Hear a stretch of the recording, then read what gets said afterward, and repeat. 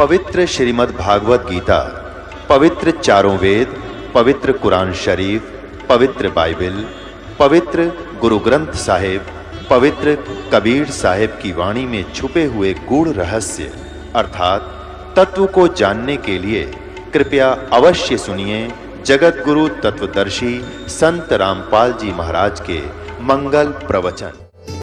पिछली भक्ति उसकी नष्ट होती है जो गुरुद्रोही बन जाता है, यानी गुरु जी की निंदा करना शुरू कर देता है। यहाँ से दीक्षा छोड़ भी दी, नाम छोड़ भी दिया और फिर वो निंदा करने लग जाता है, किसी भी कारण से यहाँ से विमुख होकर जाता है, तो गलती तो उसकी अपनी होती है। फिर वो कर्महीन इंसान गुरु के अंदर अवश्य सैकड़ों दोष बताता है, लोगों को बताता है झूठे, तो वो गुरुद्रोही कहलाता है। तो उस गुरुद्रोही से तो बात भी करने में आपको हानि होगी। अन्यथा जब तक ये जीव गुरुद्रोही नहीं होता, भले ही नाम छोड़ देता है, तो पिछली जो भक्ति है वो उसकी सुरक्षित रह जाती है। या तो उसका लाभ है दोबारा नाम लेवे और फिर से भक्ति चालू कर ले, तो पिछली तो है ही संग्रहित, आगे चार्जर फिर लग जाएगा। और जो हो गया गुरुद्रोही, उसका सारा वो भक्ति नष्ट हो जाती है, उसकी पिछली भक्ति बिल्कुल नहीं रहेगी, इस जन्म की उसमें आग लग जाती है। आदरणीय गरीबदास साहिब जी कहते हैं कि गुरुद्रोही की पैड़ पर जय पग आवे वीर और 84 निश्चय पड़े नो सतगुरु कहे कबीर। आदरणीय गरीबदास साहिब जी गांव छुरानी, जिला झज्जर, हरियाणा वाले अपने परमात्मा कबीर जी से प्राप्त उस ज्ञान को, यथार्थ अध्यात्म ज्ञान को जानकर किस प्रकार बताते हैं। गुरुद्रोही की पैड़ पे जय पग आवे वीर और 84 निश्चय पड़े नो सतगुरु कहे कबीर। यदि कोई गुरुद्रोही है और गुरु जी की निंदा कर रहा है और उसके साथ आप हाँ में हाँ मिला रहे हो, आप उसको यस कर रहे हो, तो आपने पैड़ पे पैड़ रख ली, कदम से कदम मिला लिया। पैड़ पे पैर रखना, पग रखना, यानी उसकी यस में यस कर दी, आपकी भी भक्ति नष्ट हो जाएगी। तो इसलिए कहते हैं गुरुद्रोही की पैड़ पे जय पग आवे वीर, 84 निश्चय पड़े, 84 लाख योनियों में पक्का जागा वो व्यक्ति नो सतगुरु कहें कबीर। इसलिए ये बिजली जैसा करंट समझ लेना, इससे इतना डरना पड़ेगा। ये मर्यादाएं हैं, तो मेन मर्यादाएं। छोटी मोटी गलतियों से, किसी व्यवस्था के कारण, मजबूरी के कारण को खंडित भी हो जाता, तो नाम उसमें पिछली भक्ति नाश नहीं होती और तुरंत उसको आके अपना सुचारू करवा ले, आगे उन गलतियों से बचे। अब ये दास देख रहा है कि भगत और जगत का सदा से ही बैर रहा है, विरोध रहा है, क्योंकि भगत ने जो क्रियाएं करनी होती हैं वो भक्ति को सुचारू रखने के लिए करनी पड़ती हैं, और समाज की क्रियाओं को करते हुए हम भक्ति पर नहीं चल सकते। इसलिए कुछ दिन समाज में विरोध भी होगा, पर नम्रता से पेश आना, झगड़ा ना करना, भगवान को साक्षी रखना, परमात्मा के सामने प्रार्थना करना कि मालिक इनको सद्बुद्धि दो जो हमारा विरोध कर रहे हैं। फिर एक दिन उनको भी आवश्यकता भगवान की, वो भी आएंगे, उन्होंने ज्ञान सुना नहीं है, इसलिए वो कई जगह आपने सुना है कि गांव में विरोध कर देते हैं, कुल के लोग भी विरोध कर देते हैं, खुद परिवार के सदस्य भी विरोध कर देते हैं। करने दो उनको, पर आप अपनी क्रिया को छोड़ना नहीं, भक्ति करते ही रहना। और किसी कारण से कोई मजबूरी व्यवस्था के कारण हो भी जाता है, तो परमात्मा से हृदय से माफी मांगना, अपनी व्यवस्था प्रकट करना दाता के सामने, और फिर दोबारा आकर के दीक्षा, अपना कनेक्शन फिर से चालू करवा लेना। यहाँ आकर फिर कोई हानि नहीं होगी। तो यहाँ परमात्मा कहते हैं कि गुरुद्रोही की पैड़ पे, पैड़ माने उसके पैर के चिन्ह पर, जहां से वो गुजरा है। एक तो पैड़ होती है, जैसे गुरुद्रोही जा रहा हो और उसके पीछे आप जा रहे हो, ये नहीं कि उसके कदम पर कदम रखेगा उसके चिन्ह पर, ऐसा नहीं।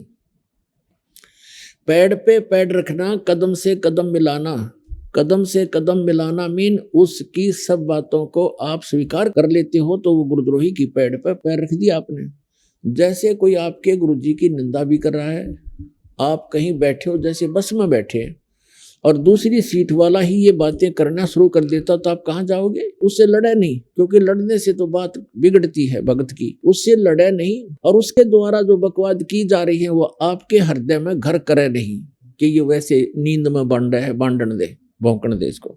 और ये मंत्र है, इससे ये आपकी भांग उतर जाएगी। और ये भांग उतरने के बाद फिर आपको पता चलेगा कि मैं कहाँ रह रहा हूँ। जैसे एक शराबी शराब पी के, जैसे हरियाणा जैसे क्षेत्र में, राजस्थान जैसे क्षेत्र में, राज्य में शराब पी करके बाहर पड़ा है गर्मी में दिन के 12 बजे और बुरा हाल, पसीना पसीना हुआ है, रेत में लिपटा पड़ा है। उसको कोई कहे कि उठ भाई, आप तो बहुत गलत स्थान पर पड़े हो, चलो आपको छाया में बैठाता हूँ, आपको प्यास भी लगी होगी। तो वो पड़ा पड़ा गदा जोड़ दे मौज हो रही है। अब उसको पता है नहीं तो पड़ा कहाँ है, क्योंकि वो होश में नहीं है, उस नशे से बोल रहा है।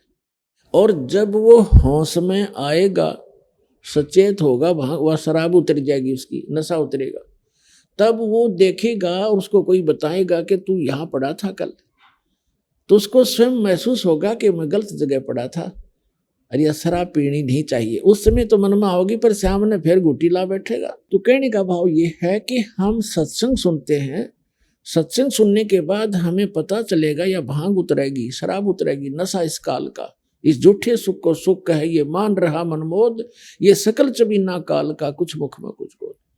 फिर आपको जब यह नशा उतर जाएगा, सत्संग रूपी एंटीबायोटिक ये टेबलेट खाते हैं, फिर आपको महसूस होगा कि हम कहाँ रह रहे हैं, ये कोई लोक है, ये कोई स्थान है जिसमें हम रह रहे हैं। तो ये एंटीबायोटिक सत्संग आपको इसलिए सुनाया जा रहा है कि ताकि आपका ये नशा उतरे जहाँ पर रह रहे हो और जिसको आप अपना मान रहे हो।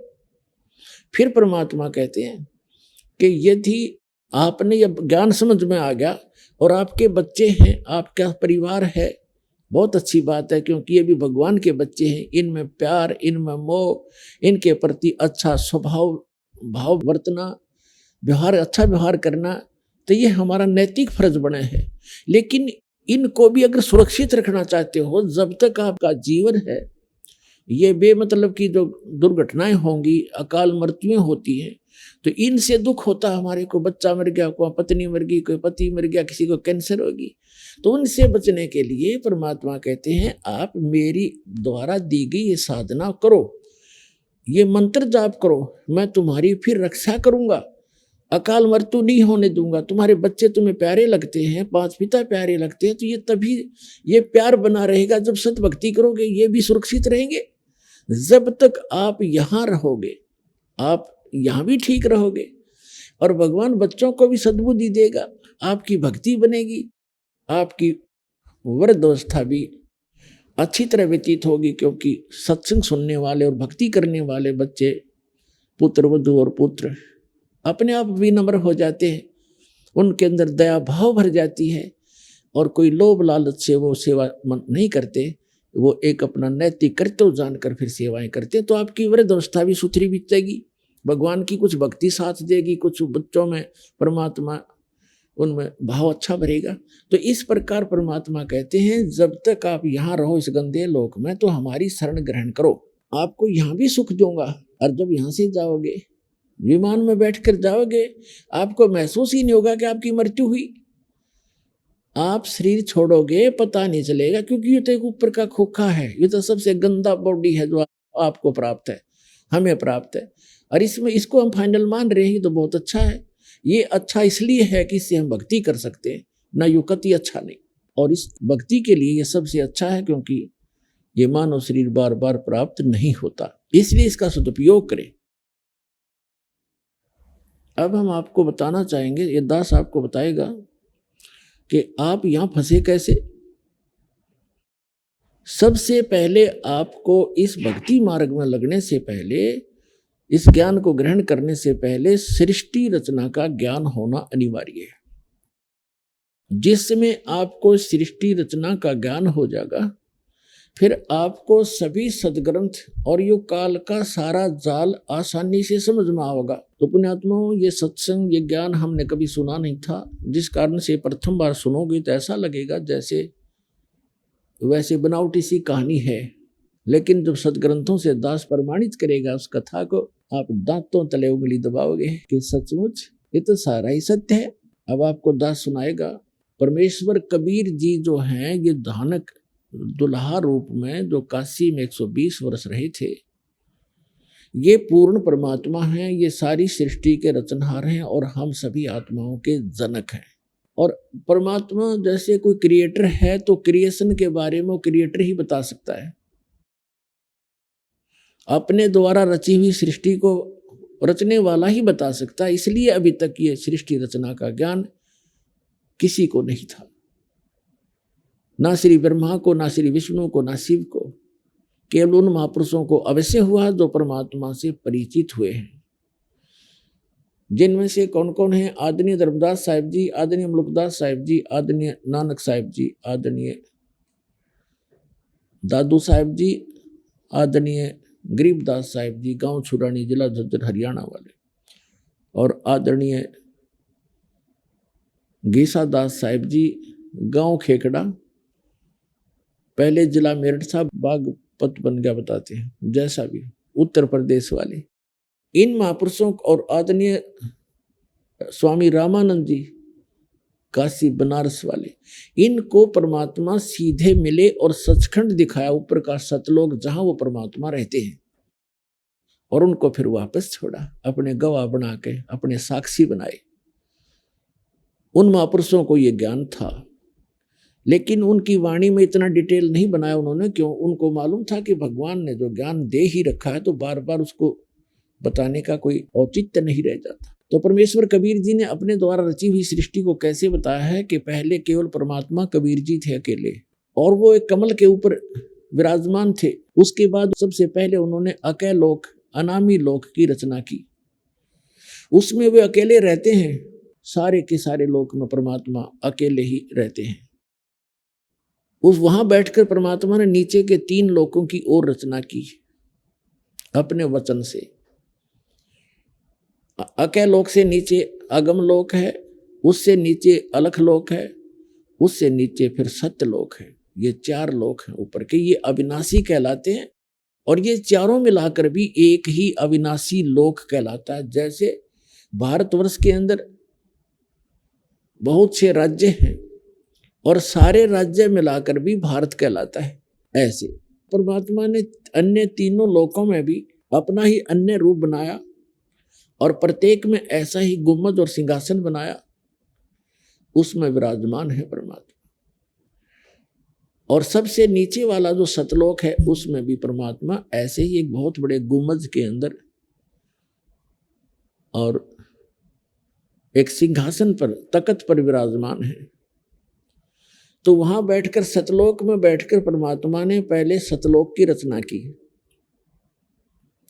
सतलोक के अंदर पहले एक वचन से 16 द्वीप बनाए और फिर 16 वचनों से 16 पुत्रों की उत्पत्ति की। उनमें से एक अचिंत नाम का भी एक पुत्र है, सहजदास, जोगजीत आदि ये उनके पुत्र हैं।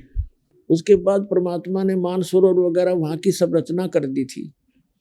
तब परमात्मा ने ये झटका देने के लिए कि समर्थ का काम समर्थ ही कर सकता है, यदि कोई दूसरा चेष्टा करता है तो वो गलती ही करता होता है। तो परमात्मा ने अचिंत अपने पुत्र से कहा कि आप सृष्टि रचो। अचिंत ने अपने वचन से अक्षर पुरुष की उत्पत्ति की। श्रीमद् भगवत गीता अध्याय नंबर 15 के श्लोक 16 और 17 में 3 पुरुष हैं, एक सरपुरुष, एक अक्षर पुरुष और तीसरा उत्तम पुरुषत्व अन्य। इन दोनों से अन्य है जो श्रेष्ठ परमात्मा है।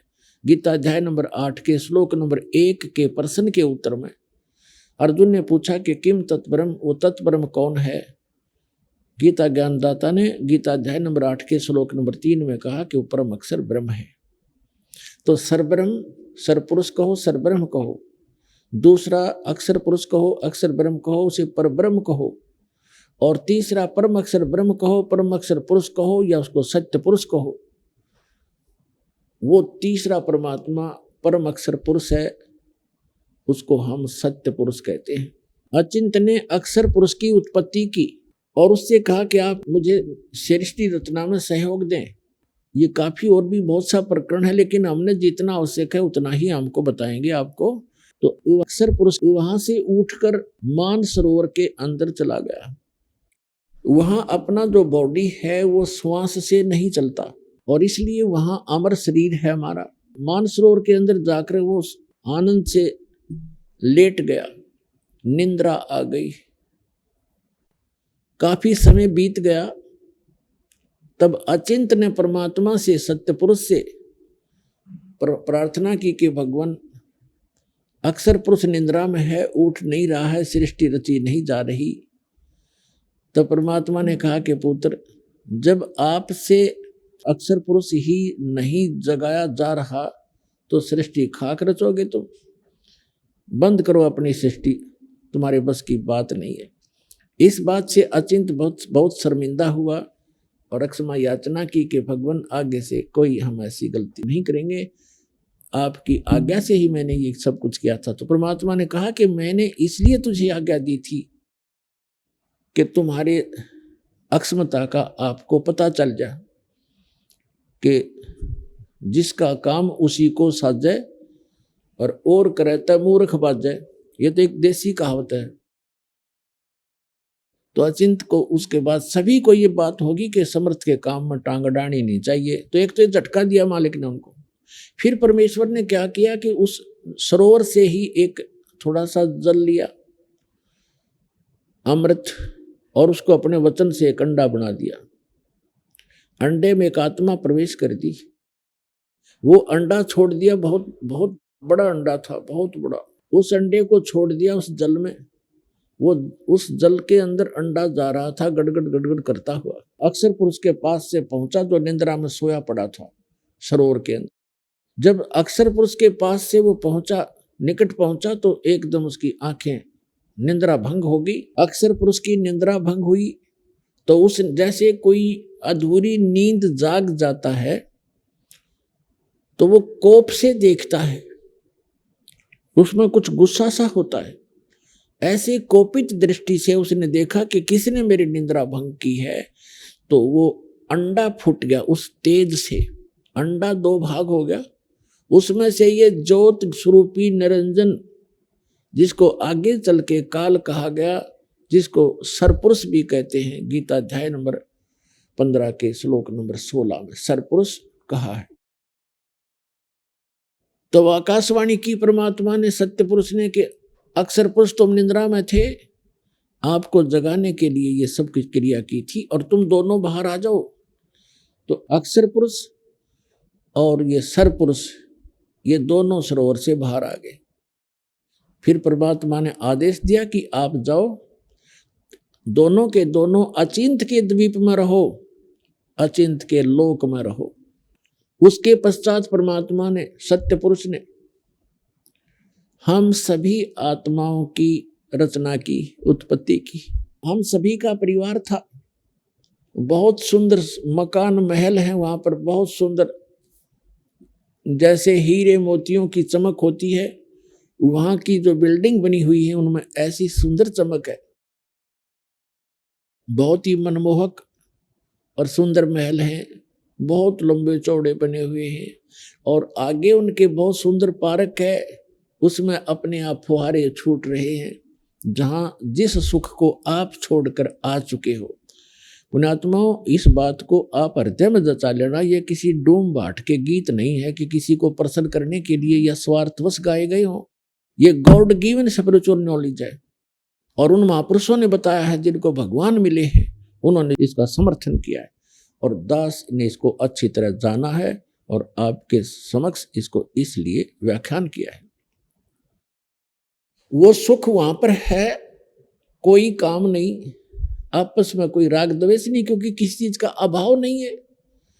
जैसे आप एक रिहर्सल करते हो, यहाँ आते हो सतलोक आश्रम बरवाला जिला हिसार में, और यहाँ आप चाहे कितने ही दिन रुको 2 दिन 4 दिन, हफ्ता 10 दिन, तो आप क्या देखते हो कि आपको एक जैसी व्यवस्था, लेटने बैठने सोने का स्थान एक जैसा, पंखे कूलर जो लगे हुए हैं वो आपके एक जैसे, और उधर से खाना है सबको एक स्थान पर बना बनाया तैयार मिलता है।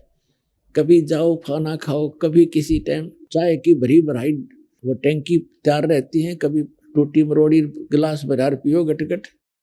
तो इस यहाँ आपको बगैर किए सारी वस्तु मिल रही है।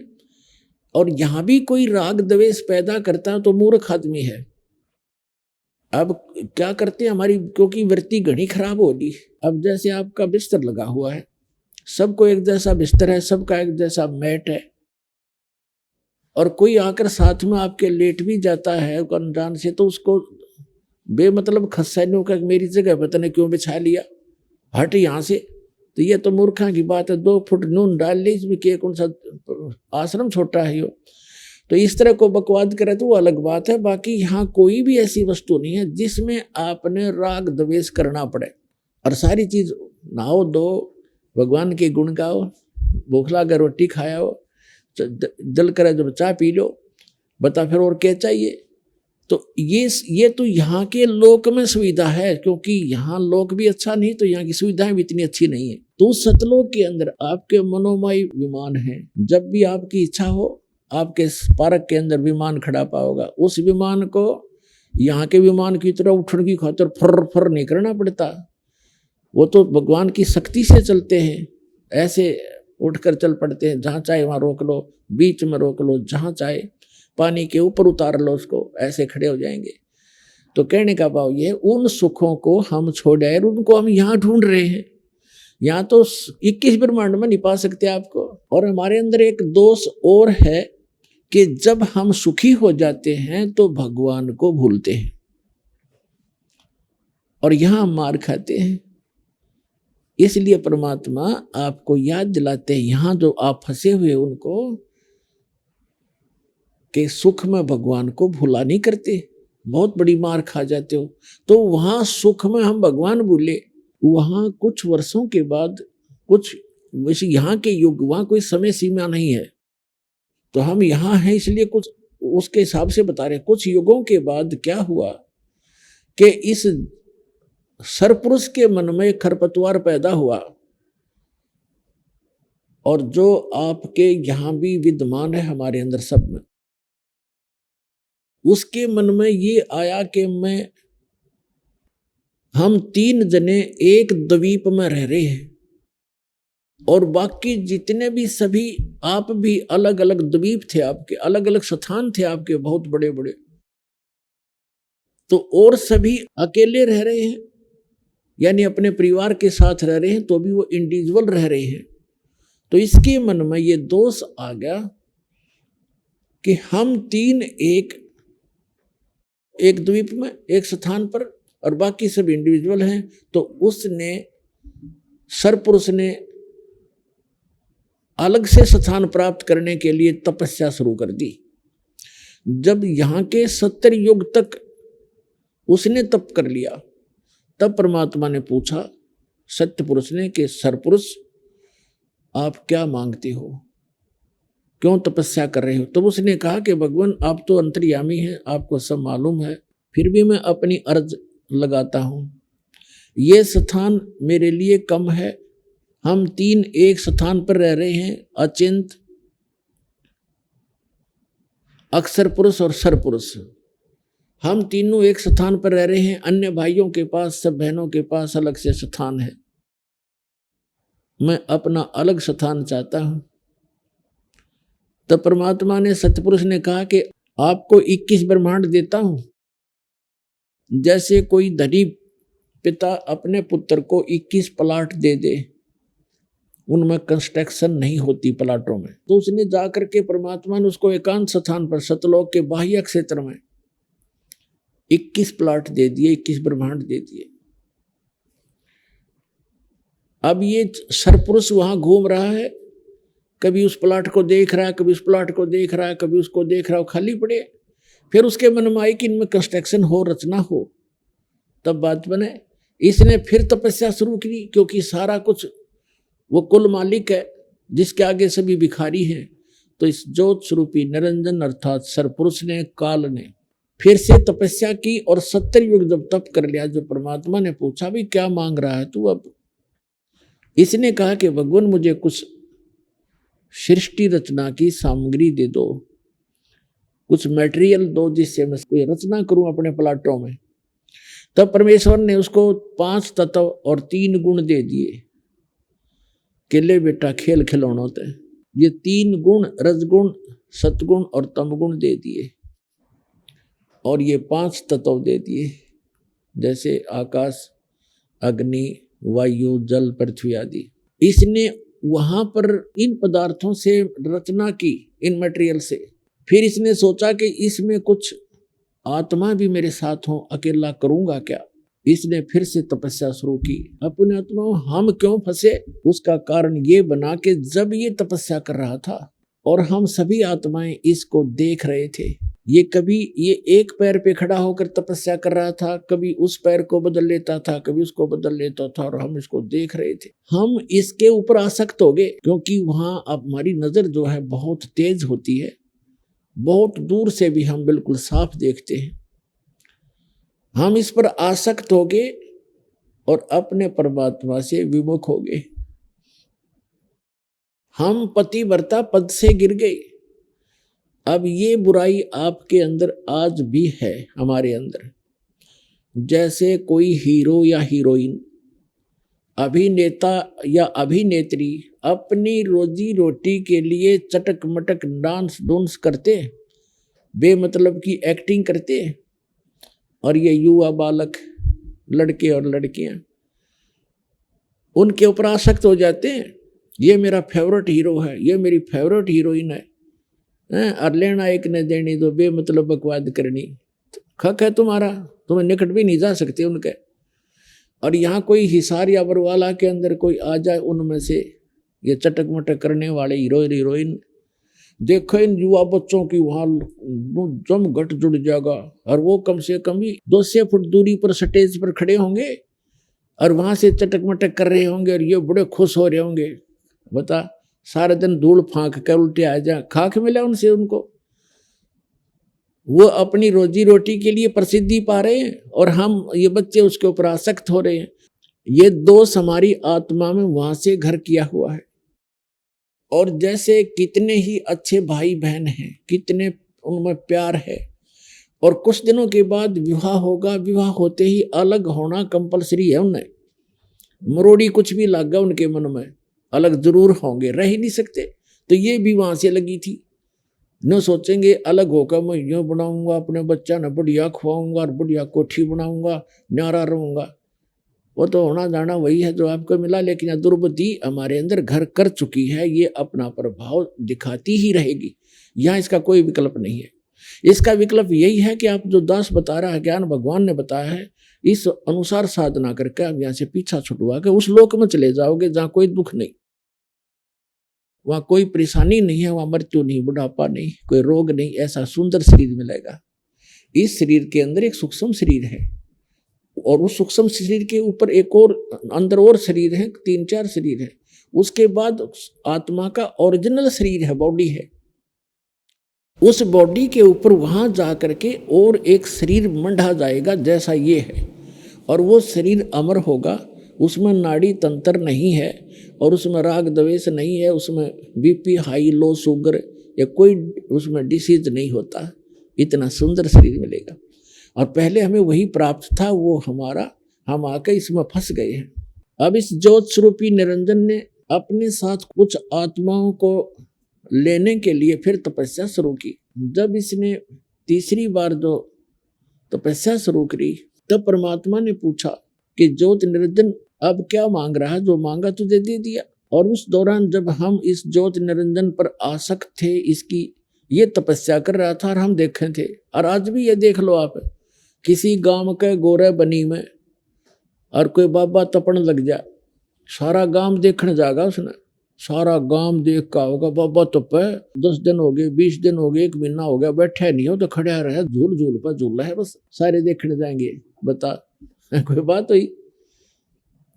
अब जैसे एक आदमी लड्डू खावे मान लीजिए, और दूसरे उसने देखने जाओ लड्डू खावे, हो देख लड्डू खावे, क्या तो गया, फिर कहता आप भी खाओ जब पेट भरे। तो इस तरह की जो बुराइयां हैं ये हमारे वहां से घर करी हुई है, और वही हमारे अंदर आज ये हमें परेशान रखती हैं। उसी तरह हम क्रिया कर रहे होते हैं। अब क्या हुआ कि परमात्मा ने बीच बीच में जब हम उसको देख रहे थे, उसकी तरफ हमारी आसक्तता बन गई थी, ज्योति निरंजन की तरफ, सरपुरुष की तरफ, तो परमात्मा आकाशवाणी किया करते थे कि बच्चों तुम ना देखो इसको, अपना मस्त रहो और इसको अपनी क्रिया करने दो। हम क्या करते रहे, ये आदत अपने यहाँ भी है कि हम ऊपर से तैसे हो गए जैसे बिल्कुल हम नहीं देख रहे हैं, पर अंदर से कसक ज्यों की तो बनी रही। इसकी चाह हमारे हृदय में घनी बन गई, हम आसक्त हो गए इस पर बुरी तरह, और वो अंतर्यामी जान गया कि इनका ये नाश निकट है, ये मुझसे भी धोखा कर रहे हैं, मुझे भी ऊपर से दिखा रहे हैं कि हम नहीं देख रहे हैं और अंदर से उसको चाह रहे हैं। तो हम पति भर्ता पद से गिर गए। तो परमात्मा ने हमें वहां से निकालना अनिवार्य समझा। किस प्रकार? जैसे सेब विक्रेता होता है, सेब, ये फ्रूट, उसको वो सेब कितनी प्यारी होती है और एक सेब कितनी कीमती होती है। अब वो देखता है कि जो सेब डिफेक्टिव होगी, भले ही वो कितनी कीमती भी थी और प्यारी भी थी, लेकिन वो रखेगा नहीं उनमें, उसको उठाकर कूड़े में फेंकना उसकी मजबूरी है, ना तो औरन खराब कर दे वो। तो इस प्रकार हम वो डिफेक्टिव सेब हो गए उस भगवान के। उनकी आत्मा बड़ी दुख पावा है जब सेब विक्रेता की एक सेब खराब हो जाए, उसको पता कितना 50-20 रुपए का लॉस हो गया, लेकिन मजबूरी है उसको वहां से फेंकना एक कूड़े में। तो पुण्यात्माओं, परमात्मा ने हमें वहां से उठाकर इस कूड़े में डालना अनिवार्य समझा, ना औरों को खराब कर देते। तब परमात्मा को मालूम था, तब परमेश्वर ने कहा कि जो स्वरूपी निरंजन तीसरी बार किस लिए तप कर रहा है? तब उसने कहा कि भगवान मुझे कुछ आत्माएं दे दो। तब परमात्मा ने कहा भी मैं ये आत्मा नहीं दे सकता, क्योंकि ये मेरे अंश हैं, मेरे शरीर से निकले हैं, वचन से उत्पन्न हुए हैं। अपने आत्मा, जिस माँ से किसी बच्चे ने जन्म लिया हो उसकी ममता उसको पता होता है। एक माई का ऐसा लड़का हुआ कति अपंग सा, और उसमें भी उसकी इतनी गजब की ममता होती है, बेशक को कैसा ही है लेकिन उसकी आत्मा उसमें फंसी हुई होती है। इसी प्रकार वो परमात्मा कहते हैं कि ये सभी आत्माएं मेरे से उत्पन्न हुई, मेरे शरीर से निकली है। वचन से हो जन्म हो, वो भी उतने प्यारे लगते हैं जिसके वचन से उत्पन्न होते हैं, उसको उतने ही प्रिय होते हैं। तो परमात्मा ने कहा भी मैं ऐसे नहीं दे सकता, ये मेरी आत्मा है, तो इनको दुखी करेगा, तो इनको परेशान करेगा वहां पर। तो इसने कहा कि नहीं, मैं सत्य का राज करूंगा, मैं जैसा जो कर्म करेगा उसको वैसा ही फल दूंगा। परमात्मा ने पहले तो इससे हाँ भरवाई, फिर कहा भी देख ले, पर एक बात है, उनसे पूछ ले, जो सब इच्छा से जाना चाहता हो तो चले जाएगा, मैं आज्ञा नहीं दूंगा उनको जाने की, जब तक वो स्वयं डिमांड नहीं करेंगे। तो ज्योति निरंजन ये सरपुरुष आपके पास, हमारे पास आया। जब हमारे पास आया तो जैसे कोई हीरो आ जाता है तो चारों तरफ बच्चे कैसे इकट्ठे हो जाते हैं, ऐसे हम चारों तरफ उसको झूम गए। उसने कहा कि मैंने पिताजी से तपस्या करके अलग से ब्रह्मांड प्राप्त किए हैं, स्थान प्राप्त किया है, क्या मेरे साथ चलोगे तुम? हम तो पहले तैयार थे, तो हमने सब ने कह दिया कि चल पड़ेंगे, यदि पिताजी आज्ञा दे देंगे तो हम चलेंगे, हम तैयार हैं। तब परमेश्वर के पास जाकर के ज्योति निरंजन ने कहा कि जी कुछ आत्माएं मेरे साथ जाने को तैयार हैं, पर आपकी आज्ञा चाहते हैं। परमेश्वर ने कहा, सत्य पुरुष ने, कबीर जी ने, कि चल मेरे साथ, मेरे सामने जो हाँ भरेगा तेरे साथ जाने की तो मैं अलाउड करूंगा। तो ज्यों ही परमात्मा और वो ये सरपुरुष आए हमारे पास, तो परमात्मा ने कहा कि बोल भाई कौन आत्मा इनके साथ जाना चाहता है, अपना हाथ खड़ा करो। अब हम आगे थे चारों तरफ से, परमात्मा के आदेश से वहां बैठ गया। सेकंड में वहां सारा काम होता है, बैठ गए पूरे क्षेत्र में। तब परमात्मा ने कहा कि जो इनके साथ जाना चाहते हैं, सरपुरुष के साथ इसके ब्रह्मांडों में रहना चाहते हैं, हाथ खड़ा करो। अब परमात्मा पहले आकाशवाणी करके हमें समझाया करते थे कि इस पर आसक्त ना हो तो मार खा जाओगे। अब उस दिन वो बात उनका याद आई और पिताजी के सामने अब कैसे कहें हम जाना चाहते हैं, सन्नाटा छा गया, कोई नहीं बोला। तब परमेश्वर ने कहा कि सरपुरुष आप तो कह रहे थे कुछ जाना चाहते हैं तो बोलते ही नहीं, झूठ बोल रहा तू। तब सरपुरुष ने कहा कि पिताजी ये आपके सामने नहीं बोल रहे हैं, पहले तो सभी कह रहे थे जितने यहाँ बैठे हैं। तब इतनी बात हो रही थी, तभी एक आत्मा ने खड़ा होकर के स्वीकृति दी उसको। अब जो ही उसने एक खड़ा हुआ तो हमने सभी ने हाथ खड़े कर दिए और खड़े भी हो गए। हमने सोचा कहीं ये अकेला ही सारा काम लूट ले और हम रह जा पीछे। देखा देखी सारे खड़े हो गए, जितने यहाँ फंसे हुए हैं, चींटी बने हैं, हाथी बने हैं, कुत्ते बने हैं, गधे बने हैं, सुअर बने।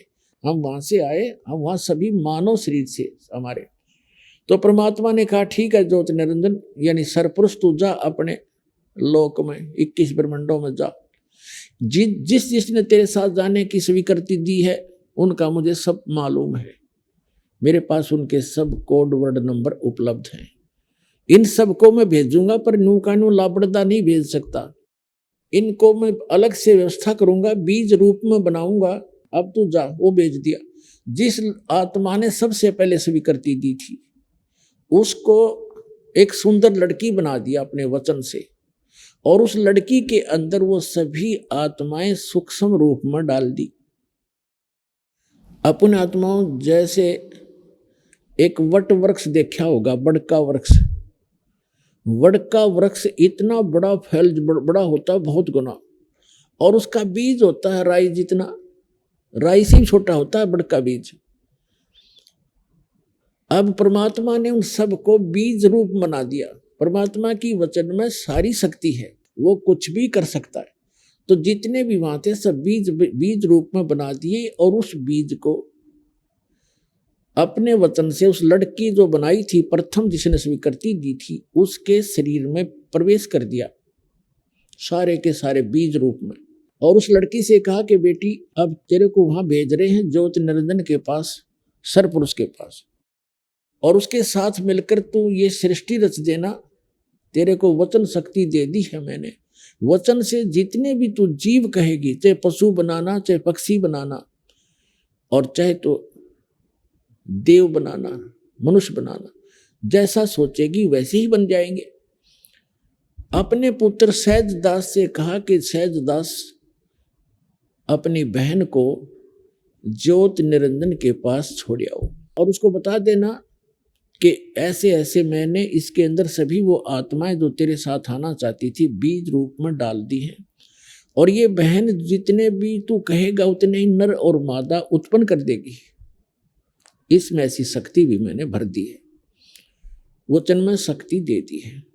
सहजदास ने जाकर के ज्योति निरंजन से सारी वार्ता सुना दी और लड़की को वहां छोड़कर वापस आ गया। अब वहां दोनों अकेले रह गए, सरपुरुष और ये लड़की जिसको अब दुर्गा कहते हैं, जो अष्टंगी कहलाती है। अब ये दोनों रहे। तो लड़की युवा होने के कारण उसका रंग रूप निखरा हुआ था। तो पुण्यात्माओं ये बलात्कार की जो बुराई हमारे अंदर घर की है सभी प्राणियों में, ये वहीं से रोग लगा था। अब जिस राजा यानी जिस भगवान के जिस स्वामी के राज में हम रह रहे हैं उस जैसा भाव सबका बन ही जाता है, यथा राजा तथा प्रजा। तो ज्योति निरंजन ने वहां उस लड़की के साथ बलात्कार करने की चेष्टा की। लड़की अपना हर सामर्थ्य तक अपनी इज्जत की रक्षा के लिए वो सब कुछ करती है। तो उस दुर्गा ने कहा कि ज्योति निरंजन बात सुन, देख पहले अंडे से उत्पन्न हुआ पिता के वचन थे, बाद में हमारी उत्पत्ति हुई, हम आपके छोटे भाई बहन हैं। अब मैं पिता के वचन से उत्पन्न हुई हूँ लड़की, आप पिता के वचन से हुए हो लड़के, तो मैं आपकी बहन हूँ, और बहन के साथ ये दुष्कर्म तुझे पापग्रस्त कर देगा, तू जुल्म ना करे। और मेरे पास पिता की दी हुई वो वचन शक्ति है, जितने प्राणी तू कहेगा मैं उत्पन्न कर दूंगी। पर ज्योति निरंजन जो है वो कामवश इतना अंधा हो गया था, वासनावश, कि उसने एक नहीं सुनी और लड़की के साथ अत्यधिक निकट आकर दुर्व्यवहार करने की चेष्टा की, अभद्र तरीके से मुंह खोला। तो लड़की ने कोई और चारा ना दिखा, सूक्ष्म रूप बनाया और उसके अंदर प्रवेश कर गई। मुख के माध्यम से पेट में चलेगी और कहीं अपनी इज्जत की रक्षा उसको लगी नहीं, सुरक्षा का स्थान नहीं मिला। और वहां पेट से पुकार किया परमात्मा से कि हे पिताजी मेरी रक्षा करो, हे पिताजी मेरी रक्षा करो, परमात्मा को पता था कि इनको किसे लड्डू देगा यूं जाकर, तब परमात्मा अपने पुत्र जोगजीत का रूप बनाकर, जो प्रथम सबसे पहले 16 उत्पन्न किए थे, उनमें से सहजदास, जोगजीत, अचिंत, तो जोगजीत का रूप बनाकर उस सरपुरुष के 21 ब्रह्मांड में प्रकट हो गए और कहा कि ज्योति निरंजन तने जुल्म कर दिया, ऐसे सच्चे लोक में जो ऐसा जुल्म करता है उसको बहुत भयंकर दंड मिलता है। सुन ले आदेश परम पिता का, आज से तेरा नाम काल होगा। 1 लाख मानव शरीरधारी प्राणियों का तो नित आहार किया करेगा। तूने इस लड़की को अपने निगल लिया, इसके साथ दुर्व्यवहार किया है, लड़की को उसके पेट से निकाल दिया, उसके पेट को चीर कर, और कहा कि तुम दोनों अब निकल जाओ 21 ब्रह्मांड को लेकर इस सच्चे लोक तय सतलोक से। अब वहां जो उस ज्योति निरंजन ने बहुत प्रार्थना की, विनय की, गिड़गिड़ाया कि भाई मुझे माफ करवा दो पिताजी से। खुद मालिक खड़े थे और खड़े थे वो अपने पुत्र जोगजीत के रूप में। परमात्मा ने कहा कि निकल जा बस, अब तेरे लिए कोई स्थान नहीं है इस सच्चे लोक में। इतना कहकर जोगजीत रूप में परमात्मा अदृश्य हो गए और ज्योति निरंजन के 21 ब्रह्मांड विमान की तरह चल पड़े। वहां से दुर्गा वो दोनों ही रह गए। अब वहां से 16 शंख कोश की दूरी पर सतलोक के अंतिम छोर से, और ये 16 शंख कोश नील पद्म शंख इतनी दूरी पर आकर के 21 ब्रह्मांड ये चक्कर लगाने लग गए। अब ज्योति निरंजन के मन में और ज्यादा क्रोध पैदा हो गया और उसने ठान ली कि जितने भी आत्माएं जन्म होंगे वो भगवान की आत्मा तो उसी की है, उनको सताऊंगा और उस सतपुरुष को यानी पिता को दुखी करूंगा, उनकी आत्माओं को खूब सताऊंगा। अब उसके बाद उसने दुर्गा के साथ फिर से वही अपनी इच्छा पूर्ति करने की चेष्टा की। लड़की ने फिर से विनय किया कि ज्योति निरंजन मेरे पास वचन शक्ति है, आपको सृष्टि चाहिए, मैं सृष्टि रच दूंगी, आप ये जुल्म ना करो। देखो पहले तो आप मेरे बड़े भाई और मैं आपकी छोटी बहन, दूसरे में आपके पेट से बाहर आई हूं, आपकी बेटी होगी। यानी उसने हर कोशिश की किसी तरह इसकी बुद्धि ठिकाने आ जा। दुर्गा ने खूब चेष्टा की पर वो नहीं माना। तो उसने देख लिया कि कोई चारा भी नहीं है, मैंने अपने पैर पे आपको आड़ा मारा, जिस कारण से उसने समर्पण करना पड़ा और जिस कारण से दुर्गा और इस काल के संयोग से सबसे पहले 3 पुत्रों की उत्पत्ति हुई। बड़े का नाम ब्रह्मा रखा, वो रजोगुण युक्त कर दिया, क्योंकि इस काल ने 21वें ब्रह्मांड में एक स्थान बना रखा है अलग से, और प्रत्येक ब्रह्मांड में भी ऐसे ही इसने रचना कर रखी है। जिस भी ब्रह्मांड में ये रचना शुरू करता है उसके ऊपरले क्षेत्र में 3 स्थान बना रखे हैं इसने। एक रजोगुण प्रधान क्षेत्र, एक सतोगुण प्रधान क्षेत्र, एक तमोगुण प्रधान क्षेत्र। जैसे किसी मकान में 3 कक्ष है, एक कक्ष में एक कमरे में चित्र लगे हैं अश्लील, तो वो तो समझो रजोगुण प्रधान कमरा है, और दूसरे में लगे हैं साधु संत फकीरों के, तो वो सतोगुण प्रधान कमरा समझ लो स्थान, और तीसरे में लगे हैं सूरवीरों के शहीदों के, तो वो समझ लो तमोगुण प्रधान क्षेत्र। अब जैसे जिस कक्ष के अंदर बेहुदी फिल्में लगी हों, चित्र लगे हों, वहां जब कोई रहेगा उसका भाव वैसा ही बना रहेगा, ऐसे ही विचार बने रहेंगे। और जब जाएगा दूसरे कक्ष में जहां साधु संत फकीर महापुरुषों के चित्र लगे हों, उनकी जीवनी लिखी हो, तो उनको पढ़कर ऐसा ही भाव बन जाता है, अच्छे विचार बन जाते हैं, तो सतोगुण प्रधान क्षेत्र हो गया। और फिर जहां जाते हैं उस सूरवीरों के फोटो लगे हों, देशभक्तों के लगे हों, उनकी गाथाएं लिखी हों, उनको पढ़ पढ़कर वैसा ही मन में वैसी प्रेरणा बन जाती है। ठीक इसी प्रकार इस काल भगवान ने एक ब्रह्मांड के सबसे ऊपर के स्थान पर 3 स्थान बना रखे ऊपर के पोर्शन में, एक रजोगुण प्रधान, दूसरा सतोगुण प्रधान, तीसरा तमोगुण प्रधान। वहां ये क्या छल करता है, अपना रूप तो बना लेता है ब्रह्मा जैसा पंचमुखी, और दुर्गा को सावित्री रूप बना लेता है, और सबसे पहले उस रजोगुण प्रधान अक्षेत्र में चले जाते हैं, और जब तक बच्चे का जन्म नहीं हो लेता ये वहीं रहते हैं, जिस कारण से वो बच्चे की वृत्ति, उसका स्वभाव, उसका स्वरूप उस जैसा ही जन्म लेता है, तो वो रजोगुण ब्रह्मा बन जाता है। उसके बाद उसको अचेत कर देते हैं और परवरिश कोमा में रखकर परवरिश जारी रखते हैं। उसके बाद ये जाते हैं सतोगुण प्रधान क्षेत्र में, तो वहां पर जाकर के ये स्वयं विष्णु रूप बना लेता है, 4 भुजा बना लेता है, और विष्णु जैसी शकल बना लेता है, और दुर्गा लक्ष्मी जैसी सूरत बना लेती है। और तब ये वहां रहते हैं, तो दोनों के संयोग से जो पुत्र उत्पन्न होता है वो सतोगुण युक्त होता है, उसका नाम विष्णु रख देते हैं, और जब तक उसकी जन्म नहीं होता तब तक उसको वहीं रखते हैं, तो वो वैसे ही गुणों से युक्त हो जाता है। इसी प्रकार तीसरे स्थान पर ये जाता है और दुर्गा को ले जाता है, दुर्गा को पार्वती रूप बना लेता है, और स्वयं को शिव जैसा जटा वटार ऐसे स्वरूप बना लेता है, तो वो लड़का फिर वैसी ही सूरत का उत्पन्न होता है और उसमें वही गुण हो जाते। इस प्रकार ये रजगुण ब्रह्मा, सतगुण विष्णु, तम गुण शिव जी की उत्पत्ति करके फिर जब ये युवा हो जाते हैं, इनको शेषनाग पर विष्णु को, और फिर उससे निकाल के एक कमल, एक जादूगर भी कर सकता है ये काम, उसकी नाभि से कमल निकाल दिया और उसमें उसके ऊपर ब्रह्मा को सचेत कर दिया, उधर शिव को वहां से ला करके सचेत कर दिया वहां कैलाश पर्वत पर, उन तीनों को इकट्ठा कर दिया। श्री देवी भागवत के 3 स्कंद में आपको अभी दिखाएंगे, उसके अंदर पूरा विवरण लिखा हुआ है। इन तीनों को इकट्ठा किया, विमान में बैठाया दुर्गा ने, विष्णु जी बेहोश पड़े थे, उसमें से एक देवी निकली, फिर वो सचेत हुआ, फिर आगे विमान में बैठा कर ले गई।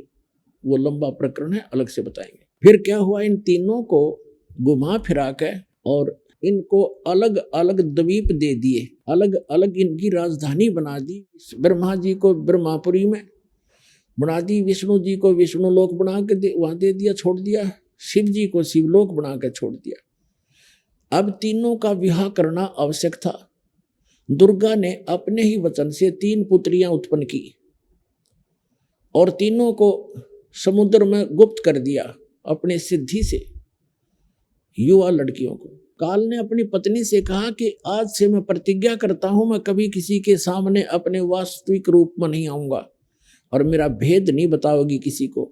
यदि तूने मेरा भेद बता दिया तो मेरे से बुरा नहीं होगा।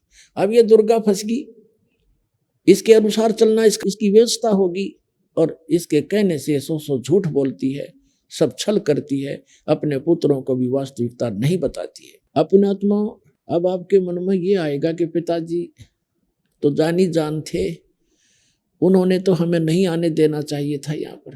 पुण्यात्मा, हम इतनी प्रबल इच्छा होगी हमारी, डटे नहीं डटे।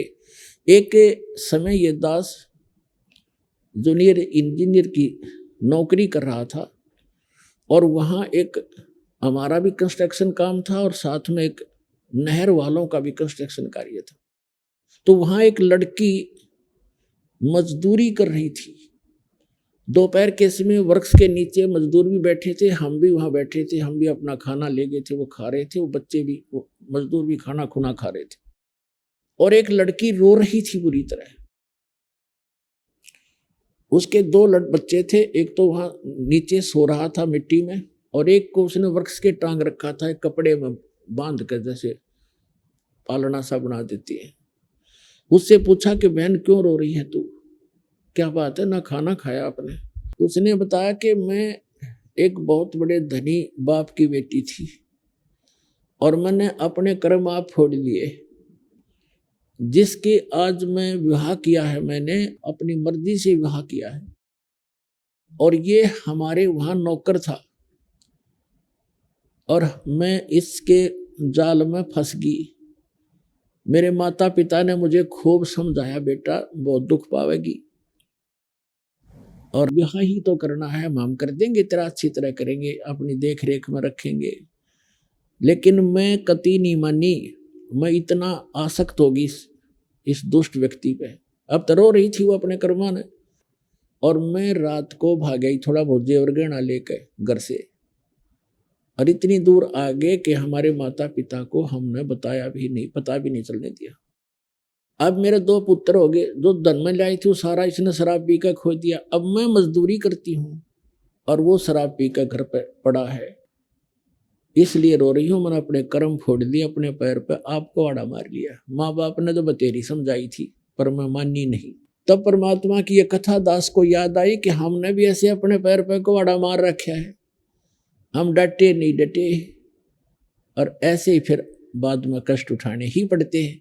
अब वो दयालु उस पिता से भी दयालु है, अब कह रहा है बच्चों तुम फिर आ जाओ यहाँ पर, हमें फिर वापस आने का एक तरीका बता रहा है। तो अब जो प्रसंग चल रहा है उसको पूरा करते हैं। उसके बाद क्या हुआ, अब इन तीनों का विवाह करना कंपलसरी था। दुर्गा ने अपने वचन से 3 पुत्री उत्पन्न की, आकाशवाणी की, फिर उस काल ने उसने प्रतिज्ञा कर रखी है कि मैं कभी किसी के समक्ष नहीं आऊंगा। पुण्यात्मा, आप ये ना समझना कि दास ने ये सदग्रंथ पढ़ के थोड़ी बहुत अटकलबाजी ला रखी है। 600 वर्ष पहले परमात्मा ने ये वाणी लिखी हुई है जो दास आपके रूबरू करेगा, और आज हमारे सदग्रंथों में प्रमाण है जिसको आज तक हमारे धर्म गुरु नहीं बता सके। श्रीमद् भगवत गीता अध्याय नंबर 7 के श्लोक 24 और 25 में ये गीता ज्ञानदाता यही ये काल है, हमेशा ये गुप्त रहता है। गीता अध्याय नंबर 4 के श्लोक नंबर 9 में कहता है कि मेरे जन्म और कर्म अलौकिक हैं, अद्भुत हैं। तो कहने का भाव ये है, अब ये क्या बता रहा है 7वें अध्याय के 24-25 श्लोक में गीता जी के, कि मैं अपनी योग माया से छुपा रहता हूं, ये मेरा घटिया और अटल नियम है। मैं कभी किसी के समक्ष अपने वास्तविक रूप में नहीं आता। और ये जन समुदाय अबुद्ध यानी बेबुद्धि के, मंदबुद्धि के लोग मुझे कृष्ण मान रहे होंगे। अर्जुन मैं कृष्ण नहीं हूं, श्री कृष्ण में बोल रहा था वो प्रेत की तरफ, ज्योत निरंजन ये काल। वो कहता है कि ये मेरा घटिया अटल नियम है, अनुतम अवय, ये अटल नियम है मेरा, अनुतम माने घटिया, कि मैं कभी किसी के समक्ष नहीं आता। तो इसने प्रतिज्ञा कर रखी है, परमात्मा ने 600 वर्ष पहले बताया था, सदग्रंथों में हमने अब पाया है ये लिखा हुआ। जब ये बुद्धि काम की परमात्मा कबीर जी की दया से वो सदग्रंथ समझ में आए हैं। तो उसने कहा कि मैं कभी किसी को दर्शन नहीं दूंगा, मैं अपने वास्तविक रूप में कभी नहीं आऊंगा, तो मेरा भेद मत बताना और सारे संसार को संभाल। आइए अब हम उन श्रद्धालुओं के अनुभव जानते हैं जो जगत गुरु तत्वदर्शी संत रामपाल जी महाराज जी से दीक्षा प्राप्त कर चुके हैं तथा उनके द्वारा बताए गए भक्ति मार्ग पर चल रहे हैं। नमस्कार सर। नमस्कार सर। सर क्या नाम है आपका? मेरा नाम निर्मल सिंह ध्रुव है सर। निर्मल सिंह जी आप कहाँ से हैं? राजानाव गांव, जिला कबीरधाम, छत्तीसगढ़ से हूँ सर। निर्मल सिंह जी, संत रामपाल जी महाराज से नाम दीक्षा आपने कब ली? संत रामपाल जी महाराज से नाम दीक्षा 2014 में लिया सर। सर क्या काम करते हैं आप? सर मैं छत्तीसगढ़ पुलिस में ASI के पद पर हूँ सर। निर्मल सिंह जी, हमारे दर्शकों को बताएंगे कि आपने अभी तक क्या क्या भक्ति साधनाएं की हैं? सर भक्ति साधना तो कोई नहीं करता था सर, ऐसे ही देखा देखी ब्रह्मा विष्णु महेश और मेला वगैरह जाता था सर, देवी देवताओं का दर्शन के लिए, और बोल बम वगैरह जाता था सर। सर संत रामपाल जी महाराज जी की शरण में आने का क्या कारण बना? सर मेरे साथ में एक हवलदार था सर, मेरा असिस्टेंट था, मैं वो बहुत ज़्यादा बीमार रहता था सर, और वो साथ में सोते थे, वो नीचे सोता था सर, खाट में नहीं सोता था, वो बहुत प्रॉब्लम रहता था, खाट में नहीं सोने पाता था, उसका दर्द रहता था। वो 6 महीना पूर्व संत रामपाल जी महाराज से नाम दीक्षा लिया था, और नाम दीक्षा लेने के बाद बताए अनुसार भक्ति साधना करता था सर। तो उसकी बीमारी सर, वो कई साल से था, परेशान रहता था, वो धीरे धीरे ठीक होने लगा सर। उसके बाद मैं देखा बहुत अच्छा स्वस्थ होने लगा। तो एक दिन मुझे ज्ञान गंगा पुस्तक दिया सर, तो ज्ञान गंगा पुस्तक को मैं पढ़ा और देखा मैं बहुत सारे भगत लोगों का, संत रामपाल जी महाराज के अनुयायियों का अनुभव लिखा हुआ था सर, जिसमें नशीले पदार्थ का सेवन बहुत करते थे, जिससे वो नाम दीक्षा लेने पर उनकी नशीले पदार्थ सेवन करने से छुटकारा मिल गया। तो मैं भी बहुत ज़्यादा शराब सेवन करता था, तंबाकू गुटखा वगैरह खाता था, और इतना परेशान रहता था कि उसको छोड़ने के लिए बहुत प्रयास करता था, किसी तरह से छूट जाए, लेकिन नहीं छूटता था। मैं बहुत प्रयास करता था, कभी आज जैसे शाम को शराब पिए, सुबह याद आता था कि नहीं पीऊँगा, ऐसा खराब चीज़ है, स्वास्थ्य समाज के लिए हानिकारक चीज़ है, इसको कभी नहीं सेवन करूँगा। फिर शाम को वही आदत हो जाता था सर, परेशान रहता था। तो ये ऐसे चीज़ें बहुत प्रयास किया लेकिन नहीं छूटा। अब संत रामपाल जी महाराज के शिष्यों का अनुभव देखा, उसमें ज्ञान गंगा पुस्तक में देखकर मेरी इच्छा भी हुआ कि मैं भी संत रामपाल जी महाराज से नाम दीक्षा लूँ, मेरा भी ये नशीले पदार्थ का सेवन सब छूट जाए, ये सब विकार मेरा छूट जाए करके मैं 2014 में संत रामपाल जी महाराज से बरवाला आश्रम में जाकर नाम दीक्षा लिया सर। सर, जब आपने संत रामपाल जी महाराज से नाम दीक्षा ली तो क्या आपको लाभ भी मिले? सर लाभ तो बहुत हुए सर, रोज इलाज होते रहता है सर। मैं बहुत परेशान रहता सर, ये पति पत्नी में लड़ाई झगड़ा शराब के कारण, दोनों एक दूसरे बहुत लड़ते थे। हम कभी आत्महत्या कर लूँ ऐसा करके, हम लोग नक्सली क्षेत्र में रहते हैं सर, सबके पास आर्म्स रहता है, गोला बारूद।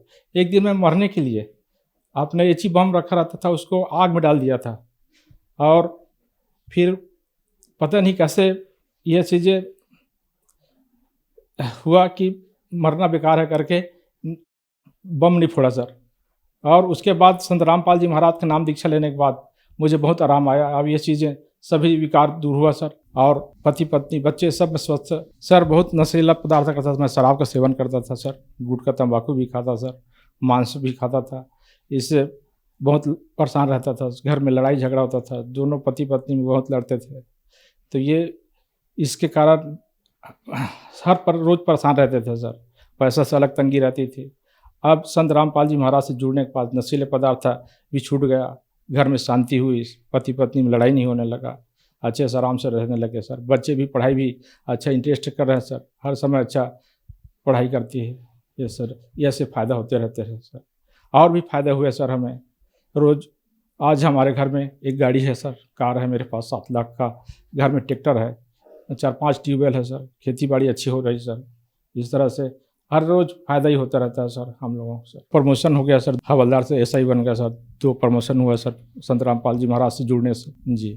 सर, आप बहुत ज़्यादा ड्रिंक करते थे, आपने ये भी सोच रखा था कि मैं अब आत्महत्या कर लूं। सरकारी नौकरी होने के बाद भी आपकी स्थिति बहुत ज़्यादा खराब थी, और फिर आपने संत रामपाल जी महाराज से नाम दीक्षा ली, आपका नशा भी छूटा और आपकी आर्थिक स्थिति भी बहुत ज़्यादा अच्छी हो गई। तो जो श्रद्धालु आज आपको टीवी पर देख रहे हैं, और बहुत सारे ऐसे लोग हैं जो नशा करते हैं, नशा एक गंभीर समस्या बनता चला जा रहा है, उनके लिए आप क्या कहना चाहेंगे? क्या उनका भी नशा छूट सकता है? बिल्कुल सर, संत रामपाल जी महाराज के शरण में आने से सभी प्रकार के विकार दूर हो जाते हैं सर, सबके छूट सकता है सर। आने से संत रामपाल महाराज जी से नाम दीक्षा लेने से वो सद्भक्ति, वो शास्त्रों से प्रमाण के अनुसार संत रामपाल जी महाराज नाम दान मंत्र देते हैं, हमारे शास्त्रों में प्रमाण है, और उससे नाम दान लेने से सब प्रकार की विकार छूट जाएंगे सर। हमारे सरकार कई प्रकार के नशीले पदार्थ से संबंधित नशीले पदार्थों को हटाने के लिए सर कई योजनाएं चालू की है, लेकिन उससे कोई प्रभाव नहीं पड़ रहा है सर। संत रामपाल जी महाराज के नाम दीक्षा मंत्र लेने से ये सब विकार छूट जा रही सर। सर, संत रामपाल जी महाराज से नाम दीक्षा कैसे ली जा सकती है? सर, संत रामपाल जी महाराज के टीवी चैनलों में सत्संग आता है सर, उसमें एक पट्टी चलती है सर, उसमें एक नंबर है सर, उससे कांटेक्ट करने से आपके नज़दीकी नामदान केंद्र का पता चल सकता है सर। वहाँ से आप संपर्क करके आप अपने नज़दीक नामदान केंद्र में नाम दीक्षा ले सकते हैं सर। धन्यवाद सर। Thank you sir.